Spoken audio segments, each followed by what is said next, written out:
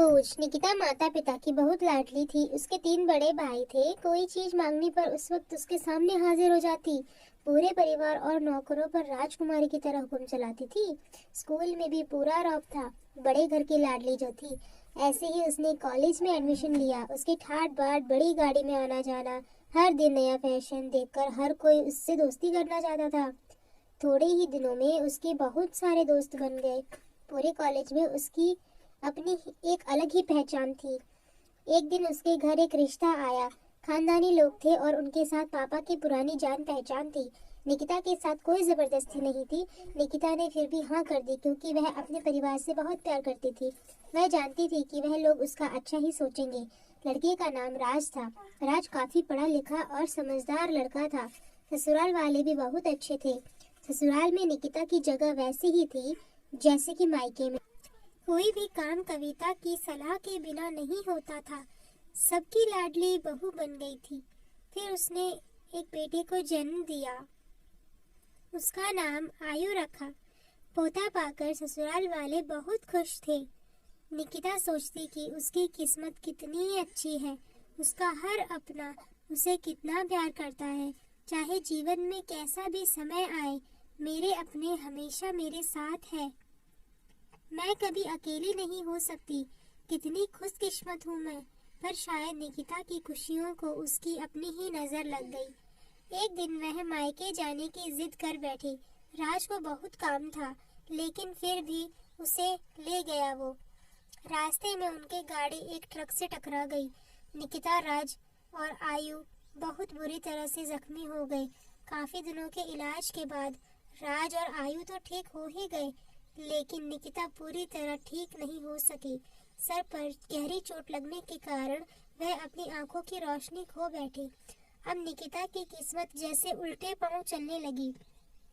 मायके वाले कुछ दिनों तक उससे मिलने आते रहे, फिर कभी कभार फोन ही करके पूछ लेते कि अब कैसी हो।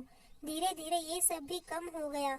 घर में किसी को उसके पास बैठने के लिए कहती तो उसको जवाब मिलता, बहुत काम है, अब तुम तो हाथ भी नहीं बटा सकती। राज भी चिड़चिड़ा हो गया था। बस आयु ही था उसके साथ, जिसके साथ हंसते खेलते उसका वक्त गुजरता। एक दिन निकिता के हाथ से कुछ सामान गिर गया, जिसकी वजह से आयु को हल्की सी चोट लग गई। निकिता के सास ससुर ने आयु को उससे अलग कर दिया कि कहीं उसके ना देखने की वजह से बच्चे का कोई नुकसान न हो जाए। निकिता अंदर से टूट चुकी थी।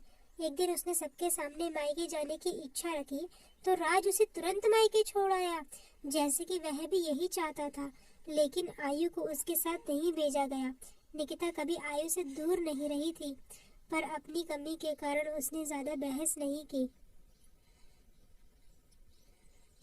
निकिता को लगा कि वह 3-4 दिन वहाँ रहेगी तो घर वाले भी इतने दिनों बाद उसे देखकर कितने खुश होंगे। निकिता के घर पहुँचने पर सब लोग बहुत खुश हुए। खाने में सब कुछ निकिता की पसंद का ही बना था। उसने अपनी मम्मी पापा और भाई भाभीयों से दिल खोलकर बातें की। उनके छोटे छोटे बच्चे भी बुआ के साथ घुल मिल गए थे। रात को सोने के वक्त जब वह कपड़े बदलने लगी तो उसे पता चला कि उसका बैग तो बहुत कपड़ों से भरा हुआ था। वह समझ गई, बहुत उदास हो गई।